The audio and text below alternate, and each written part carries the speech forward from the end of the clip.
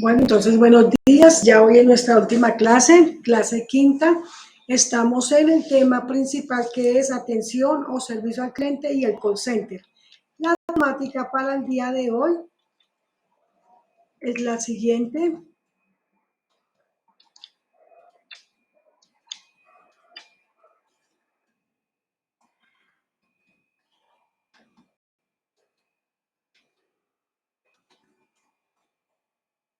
Entonces nuestra temática nos va a hablar sobre la ley de habeas data, que es la ley 1581 del 2012, pautas para trabajar en un call center, seguridad de la información al trabajar en un call center, el telemarketing y el entrenamiento comercial del producto. Entonces vamos a empezar con la protección de datos. Proteger mis datos personales.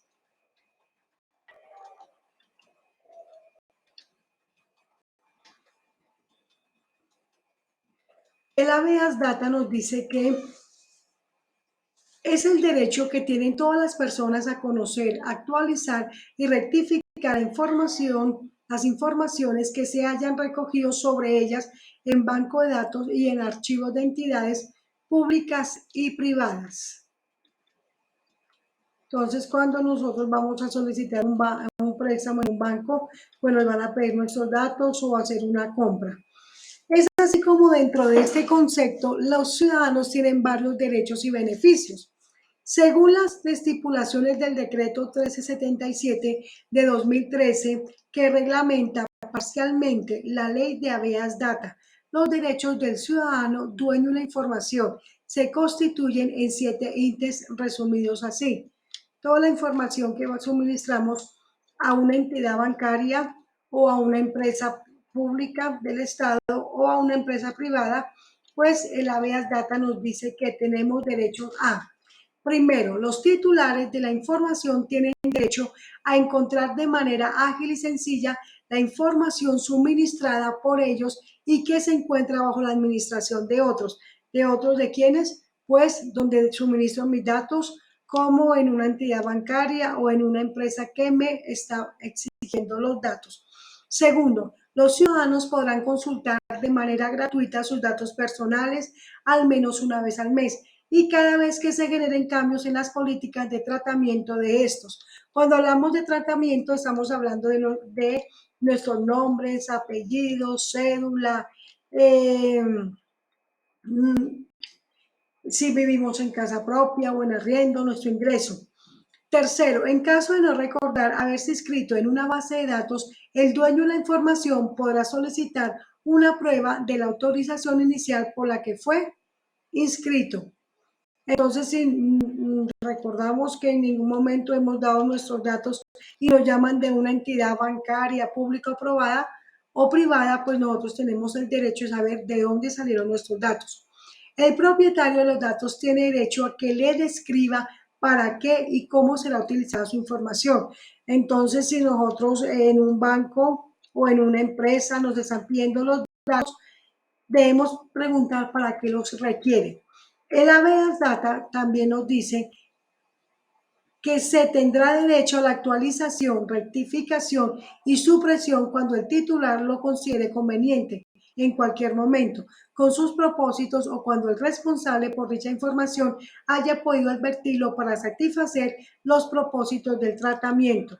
Entonces, todos nuestros datos, nosotros tenemos derecho a actualizarlos y a rectificarlos en cualquier momento. Sexto, todo administrador de la información deberá designar una persona o área que asuma la función de protección de datos personales, la cual también debe dar trámite a las solicitudes de los ciudadanos. Entonces, cuando nosotros vamos a una entidad bancaria y suministramos nuestros datos, ellos deben administrarlos con confidencialidad o cualquier empresa. Entonces, los datos solamente deben estar ahí debidamente guardados. Séptimo, en caso de sentir que alguno de estos derechos no son atendidos o cumplidos, el dueño de la información podrá recurrir ente de control para erradicar una queja formalmente. En la clase de ayer pues vimos el tema de lo que eran las quejas o reclamos. Entonces hicimos hasta una carta, llenamos un formato. Entonces en su debido momento, si nosotros vemos que necesitamos una queja, lo podemos hacer verbal o por escrito.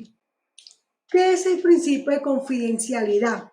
El principio de confidencialidad en la información consiste en que todas las personas naturales o jurídicas que intervengan en la administración de datos personales que no tengan carácter público están obligadas en todo tiempo a garantizar la reserva de la información, inclusive después de finalizar su relación con alguna de las labores que comprende la administración de datos, pudiendo solo realizar el suministro o comunicación de datos cuando ello corresponda al desarrollo de las actividades autorizadas. Entonces, una persona natural es aquella que posee nombres, apellidos, nacionalidad, sexo y un documento de identificación. La jurídica es la persona que va ante la Cámara de Comercio y registra un negocio o una empresa, ya sea pequeña, mediana o grande. Entonces, en estas entidades públicas también se debe tener una confidencialidad de los datos que nosotros vamos a suministrar. Protección de datos personales. La Ley de Protección de Datos Personales o Ley 581 de 2012 nos dice, recoge y protege el derecho que tienen todas las personas a conocer, actualizar y rectificar las informaciones que se hayan recogido sobre ellas en bases de datos o archivos que sean susceptibles de tratamiento por entidades de naturaleza pública o privada. Esto quiere decir que las empresas deben responder por custodiar toda nuestra información en sus bases de datos. Esta ley protege ese tratamiento, todos los datos personales que nosotros suministramos a diferentes entidades. La ley 581 de 2012 también nos dice que la información, cuando hablamos de datos personales, nos referimos a toda aquella información asociada a una persona y que permite su identificación. Por ejemplo, su documento de identidad, el lugar de nacimiento, estado civil, edad, lugar de residencia, trayectoria académica, laboral o profesional. Existe también información más sensible como su estado de salud, sus características físicas, ideología política, vida sexual, entre otros aspectos. Como ustedes pueden ver, hay entidades que abarcan bastante información sobre nosotros. Entonces, estas bases de datos deben estar protegidas. Prácticamente, pues averiguan toda nuestra vida. ¿Cómo se recogen los datos personales? La ley 581 de 2000 nos dice que los datos personales conforman la información necesaria para que una persona pueda interactuar con otras o con una o más empresas o entidades para que sea plenamente individualizada del resto de la sociedad, haciendo posible la generación de flujos de información que contribuyen con el crecimiento económico y el mejoramiento de bienes y servicios. Así, por ejemplo, cuando hacemos una solicitud de crédito ante una entidad financiera, se requiere diligenciar formularios con nuestra información personal, o cuando realizamos una compra y para realizar la factura de venta solicitan datos como el número de documento de identidad, correo electrónico, dirección, teléfono de contacto, entre otros. Entonces, cuando se recogen estos datos, las empresas nos deben garantizar que van a quedar guardadas en su base de datos y no van a ser expuestas a otras empresas o a otras personas que las puedan utilizar en contra de nosotros o de los usuarios. Para estar mejor protegidos, aparte de la ley 581 del 2012, hay una ley 527 de 1999. Define y reglamenta el acceso y uso de los mensajes de datos del comercio electrónico y de las firmas digitales, y se establecen las entidades de certificación y se dictan otras disposiciones. Entonces, esta ley, ¿qué hace? Reglamenta todo el comercio electrónico que exista por medio de computadores. La ley 527 de 1999 define mensaje de datos: la información generada, enviada, recibida, almacenada o comunicada por medios electrónicos, ópticos o similares, como pudiera ser entre otros. El intercambio electrónico de datos, internet, correo electrónico, esto hace que nuestros datos estén expuestos a que nos hackeen, entonces por eso esta ley los protege. La ley 527 de 1999 define el comercio electrónico, abarca las cuestiones suscitadas por toda relación de índole comercial, sea o no contractual, estructurada a partir de la utilización de uno o más mensajes de datos o de cualquier otro medio similar. Las relaciones de índole comercial comprenden, sin limitarse a ellas, las siguientes operaciones: toda operación comercial de suministro o intercambio de bienes o servicios, todo acuerdo de distribución, todo tipo de operaciones financieras, bursátiles y de seguros. Entonces, todo lo que nosotros vayamos a comprar, a vender o a solicitar un préstamo es en un comercio electrónico, no es personal, sino es por medio de una computadora.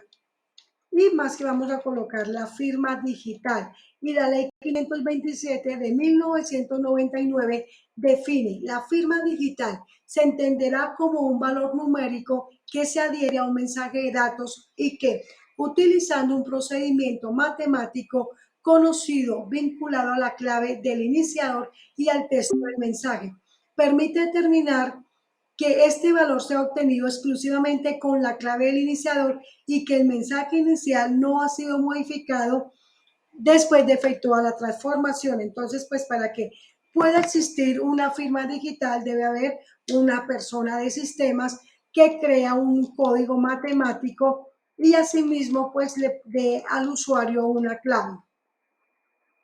La ley 527 de 1999 define entidad de certificación.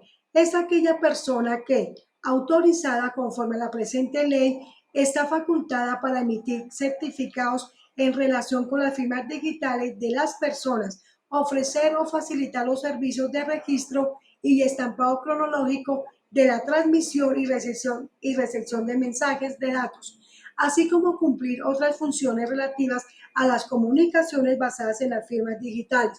Entonces, cuando tenemos que firmar una escritura, firmar una hoja de vida, un certificado, esta ley autoriza a una entidad de certificación.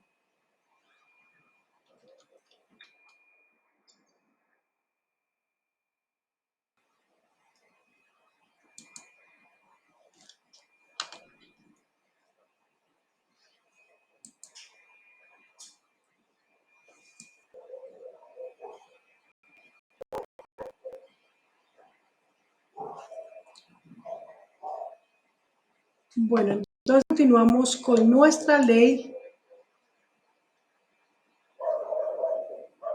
527 de 1999, donde dice que entidad de certificación es aquella persona que, autorizada conforme a la presente ley, está facultada para emitir certificados en relación con las firmas digitales de las personas, ofrecer o facilitar los servicios de registro y estampado cronológico de la transmisión y recepción de mensajes de datos, así como cumplir otras funciones relativas a las comunicaciones en las firmas digitales. Entonces, no cualquier entidad puede emitir una firma digital, sino tiene que estar autorizado.